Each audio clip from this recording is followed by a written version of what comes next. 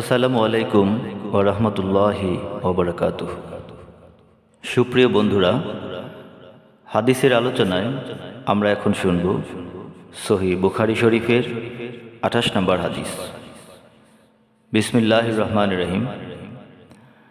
আম্মার রাদিয়াল্লাহু তাআলা আনহু বলেন, তিনটি গুণ যে আয়ত্ত করে সে পূর্ণ ঈমান লাভ করে। প্রথম গুণ নিজ থেকে ইনসাফ করা, দ্বিতীয় গুণ বিশ্বে সালামের প্রচলন এবং তৃতীয় গুণ অভাবী অবস্থাতেও দান খয়রাত করা। আব্দুল্লাহ ইবনু ওমর রাদিয়াল্লাহু তাআলা আনহু হতে বর্ণিত, এক ব্যক্তি আল্লাহ রাসূল সাল্লাল্লাহু আলাইহি ওয়াসাল্লামকে জিজ্ঞেস করল, ইসলামের কোন কাজ সবচেয়ে উত্তম? তিনি বললেন, তুমি লোকদের খাদ্য খাওয়াবে এবং চেনা অচেনা সকলকে সালাম দিবে।